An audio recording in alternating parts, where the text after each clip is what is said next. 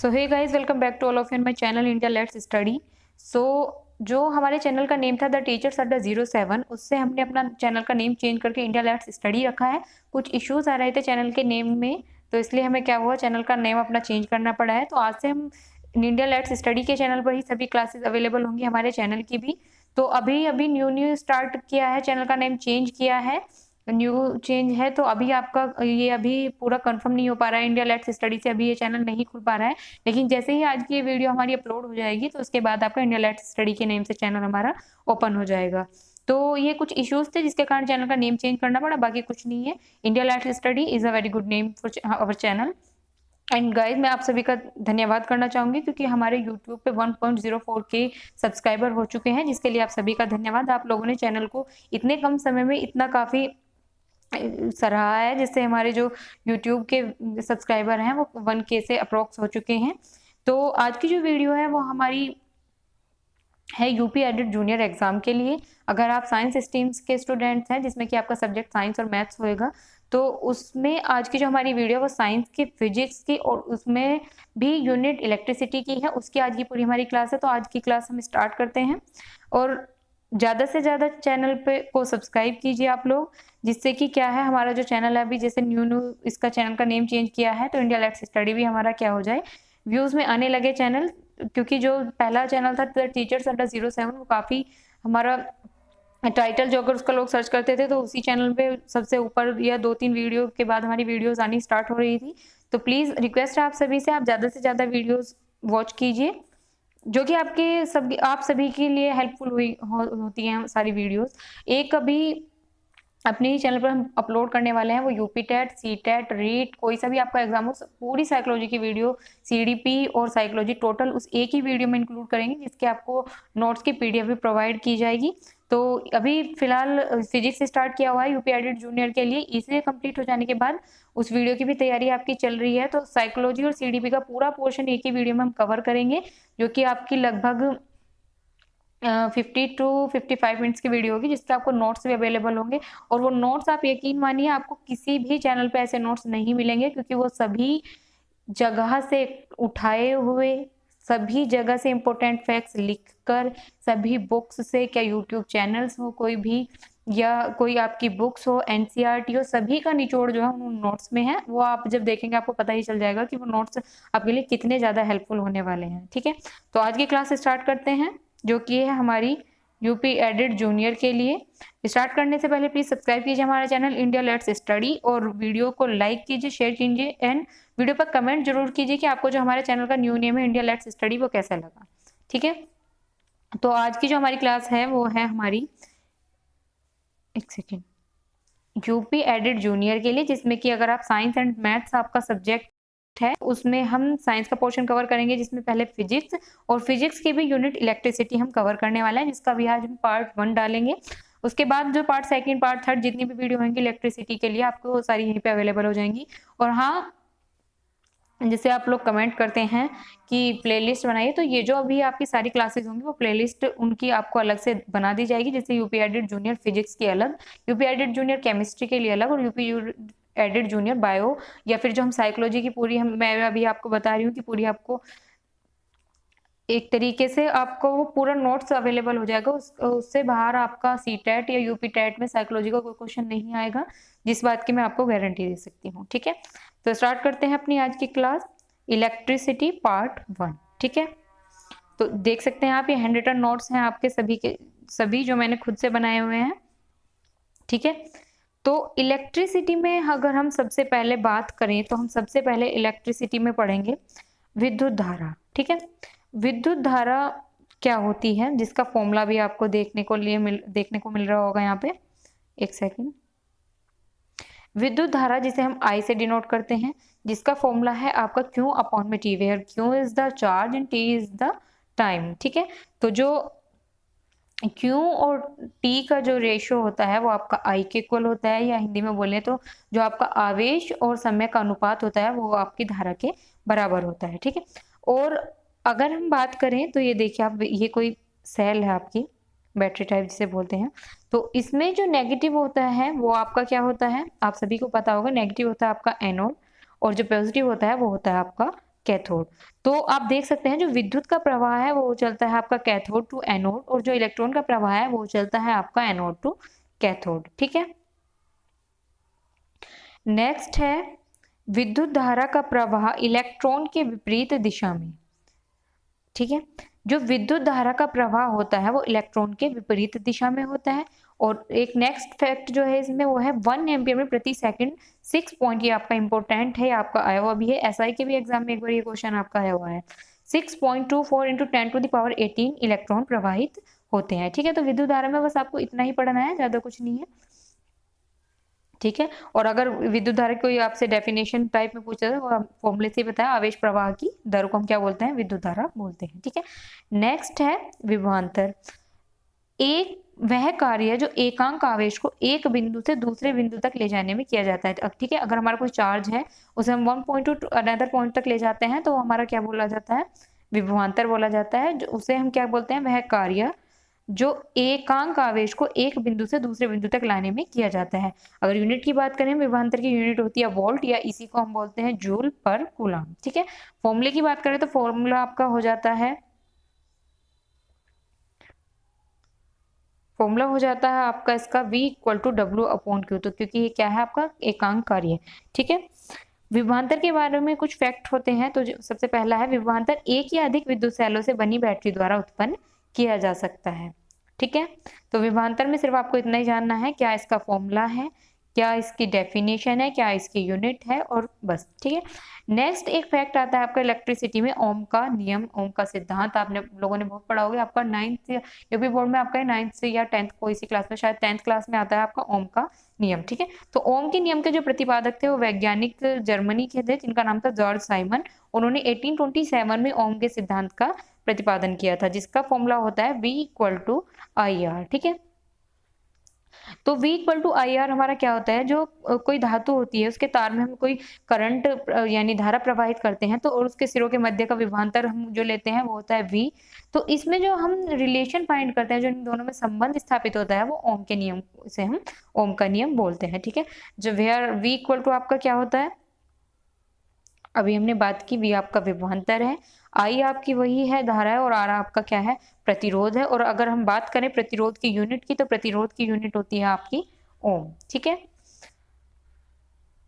और प्रतिरोध किसे बोलते हैं, आप लोगों को पता ही होगा प्रतिरोध क्या होता है।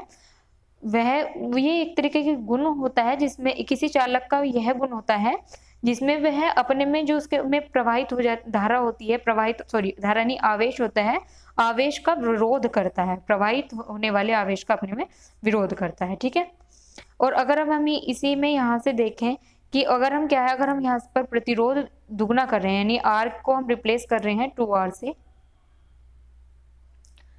तो R को अगर हम रिप्लेस करते हैं 2R से, तो आप देख सकते हैं फॉर्मूला आपका क्या है, V = IR। V = IR में अगर हमने ये रख दिया एक सेकेंड, फॉर्मूला है आपका I = V/R है, और हम R की जगह अगर 2R रख रहे हैं तो आप देख सकते हैं 1/2 हो रही है, तो धारा क्या हो जाएगी, आधी रह जाती है। ठीक है, इस तरीके से फैक्ट है। मिश्र धातुओं का उच्च ताप पर शीघ्र ही अपचयन नहीं होता है। ठीक है, मिश्र धातुओं का शीघ्र ही अपचयन नहीं होता है, अपचयन को बोलते हैं हम दहन। तो इसी कारण क्या होता है, इसका उपयोग हम किस किस में करते हैं, विद्युत इस्त्री, प्रेस में, टोस्टर में आदि में, सामान्य विद्युत तापन युक्तियों में किया जाता है। ठीक है, तो ये था आपका ओम का नियम, और इसी में आपका प्रतिरोध भी आ गया, तो ये पढ़ लिया हमने। और एक नेक्स्ट आता है प्रतिरोध का संयोजन, ये सब आपके 10th क्लास में आप पढ़ चुके हैं। तो अच्छा, अगर हम बात करें यूपी एडेड जूनियर एग्जाम की, तो यूपी एडेड जूनियर एग्जाम में आपका सीटेट लेवल का साइंस नहीं आएगा। ठीक है, क्योंकि सीटेट का जो लेवल है वो साइंस का आपका एनसीईआरटी, आपका एनसीईआरटी होता है वो 3rd 4th 5th 6th यहाँ तक की एनसीईआरटी आती है आपकी। ठीक है, 6 7 8 तक की एनसीईआरटी आती है आपकी, तो अगर आप पेपर 2 कर रहे हैं और अगर आप पेपर 1 कर रहे हैं उसमें आपकी साइंस आती ही नहीं है, उसमें आपका इन्वायरमेंट ही आता है केवल। ठीक है, तो जो ये यूपी एडेड जूनियर का यार एक आपका सुपर टेट है, ये जो जूनियर के लिए, उसमें आपको क्या लगता है कि आपका सीटेट लेवल का साइंस आएगा? बिल्कुल भी नहीं आएगा। उसमें आपका जो साइंस का लेवल है वो कॉम्पिटिटिव एग्जाम वाला लेवल आएगा। और यकीन मानिए जितना कि आपको यहाँ पर इस चैनल पर जितनी भी वीडियोस अगर साइंस की अपलोड की जाएंगी, तो बिल्कुल चुन चुन के एक एक बुक में से या कहीं से भी नोट्स होंगे, एनसीईआरटी जो कि आपकी 10th 11th 12th की एनसीईआरटी है, उनमें से सभी आपको अगर यहाँ पे कोई प्रोवाइड की जा रही है तो वो ऐसी ही चीजें हैं जहाँ से आपका एग्जाम में क्वेश्चन लगना ही लगना है। ठीक है, तो ये आप लोगों ने प्रतिरोधों का संयोजन आपने पढ़े होंगे, श्रेणी क्रम और समांतर क्रम। ठीक है, तो श्रेणी क्रम में क्या है, आपका जो प्रतिरोध है इस तरीके से ऐड होते हैं। ठीक है, और इसमें R इक्वल टू फॉर्मूला आपका आ जाता है R equal to R1 plus R2। इसमें क्या होता है, इसमें धारा एक समान होती है और वोल्टेज जो होता है, वोल्टेज आपका डिफरेंट डिफरेंट होता है, वोल्टेज भिन्न होता है और धारा हमारी एक समान होती है। इसी के अपोजिट अगर हम चलें समांतर संयोजन में, तो इस समांतर संयोजन में आपके जो प्रतिरोध है वे कुछ इस तरीके से ऐड हुए होते हैं, जिसका फॉर्मूला आपका निकल के आता है 1/R equal to 1/R1 plus 1/R2 plus 1/R3। वो आपके रेजिस्टेंस पे डिपेंड करता है, जितने आपके रेजिस्टेंस होंगे उतना ही आपके R1 R2 R3 इस तरीके से बढ़ते चले जाएंगे। ठीक है, इसी के अपोजिट इसमें क्या होता है, धारा भिन्न होती है और वोल्टेज एक समान होता है। अगर क्वेश्चन आपसे पूछने लगे कि जो हमारे घरों में विद्युत का संयोजन होता है वो किस क्रम में होता है, तो वो आपका समांतर क्रम में होता है। ठीक है, नेक्स्ट चलते हैं। नेक्स्ट आपकी एक अगला हेडिंग आती है, वो है आपकी फ्यूज, जो कि एक इंपॉर्टेंट हेडिंग है। फ्यूज के बारे में पढ़ते हैं। फ्यूज तार घर के कमरों के साथ श्रेणी क्रम में लगा होता है। ठीक है, अभी हमने बात की जो घरों में विद्युत का संयोजन होता है वो किस क्रम में होता है, समांतर क्रम होता है, लेकिन जो फ्यूज तार है वो घर के कमरों के साथ किस तरीके से लगा होता है, श्रेणी क्रम में लगा होता है।